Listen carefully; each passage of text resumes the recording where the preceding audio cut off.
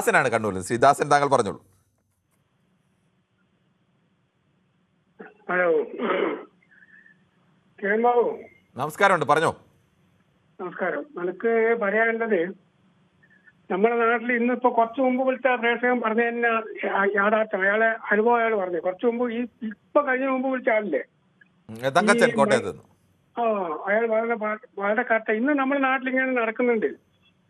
ഇപ്പോ ഒരുതരം കുഷ്ഠരോഗം ബാധിച്ച മനസ്സുള്ള മനുഷ്യന്മാർ ഇന്നുമുണ്ട്. IM വിജയനെ പോലത്തെ ഇത്ര പ്രമുഖനായ ഒരാൾക്ക് ഈ അവസ്ഥയാണ്. ഞാൻ ചോദിക്കുന്നത്, ഒരു അമ്പലത്തിന്റെ ഉള്ളിൽ വെക്കുമ്പോ, നിങ്ങളെ വീട്ടിന്റെ ഉള്ളിൽ വെക്കുമ്പോൾ മാത്രമേ നിലവിളിക്കുന്ന ഒരു പ്രത്യേക പവറുള്ളൂ. അല്ലെങ്കിൽ ഒരു വോട്ട് മാത്രം. ഞാൻ എന്റെ വോട്ട് മാത്രമായിട്ട് മൂത്രം ഒഴിക്കുന്നതെന്ന് ആർക്കൊന്നും പറയാനില്ല. അത് എന്റെ ഇഷ്ടാ. നിങ്ങൾ ഒരു നിലവിളക്ക് അയാൾ നിങ്ങൾ അമ്പലത്തിനുള്ളിൽ വെക്കുമ്പോൾ നിലവിളക്ക് പവർ ഉണ്ടാവും, നിങ്ങൾ വീട്ടിന്റെ അകത്ത് വെക്കുമ്പോൾ ഉണ്ടാവും. ഇത് വോട്ട് മാത്രമാണ്. ഇത്തരം തോന്നിവാസം പിടിച്ച ആളുകളൊക്കെ ഇന്ന് ഈ നാട്ടിൽ ഇപ്പോ എന്ത് വേണം പറഞ്ഞിട്ട് കോളനി വേണം. അയാൾ അച്ഛന് വിളിക്കേണ്ട ഭാഷയില്ല. അതൊക്കെ എന്തൊരു വൃത്തിയാണെന്നൊക്കെ പറയുന്നത്. അതുകൊണ്ട് ഈ നാട്ടിലെ ഈ സാധനം ഇപ്പൊ നടക്കുന്നുണ്ട്. ഇപ്പൊ നമ്മുടെ നാട്ടിൻ പുറത്ത് തന്നെ ഒരു പട്ടികജാതി കോളനിയിൽപ്പെട്ട 2 ആൾ വരുന്നുണ്ടെങ്കിൽ നമ്മളെപ്പോലത്തെ മറ്റുള്ള മറ്റേ കമ്പനി അവൻ അങ്ങനെ ആ രീതിയിൽ സംസാരിക്കും. ഇന്നും നമ്മുടെ നാട്ടിലുണ്ട് കിരൺ ബാബു. എന്നിട്ട് ആൾക്കാർ പറയും ഇവിടെ ജാതിയില്ല, മതമില്ല.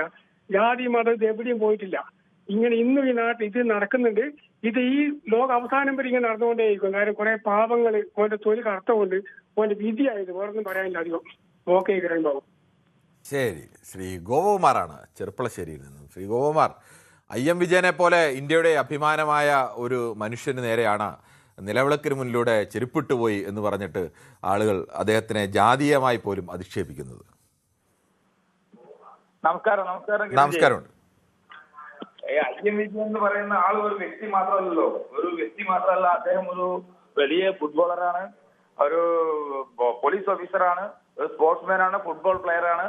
അങ്ങനെ ഒരുപാട് ഇന്ത്യക്ക് വേണ്ടി ബൂട്ടണിഞ്ഞുള്ള ഒരു പ്ലെയർ ആണ്. ഇത്രയും വലിയൊരു മഹത് വ്യക്തിക്ക് പോലും ഇങ്ങനെ ഒരു ആക്ഷേപം അഭിമുഖീകരിക്കേണ്ടി വന്നിട്ട് പറഞ്ഞാൽ നമ്മുടെ കേരളം ഇനിയും മുന്നോട്ട് വന്നിട്ടില്ല. നേരത്തെ പറഞ്ഞ മാരത്തിന്റെ എനിക്ക് പോലും അനുഭവം ഉണ്ടായിരുന്നു കുട്ടിക്കാലത്ത്. ഇപ്പോഴല്ല, കുട്ടിക്കാലത്ത് ഒരു 10 വയസ്സ് 12 വയസ്സുള്ള സമയത്ത് എനിക്ക് പോലും അനുഭവമുണ്ട്. ഇത്രയ്ക്കും ഞാനൊരു നായർ സമുദായത്തിൽപ്പെട്ട ഒരു വ്യക്തിയാണ്. അന്നുണ്ടായിരുന്നു അത്.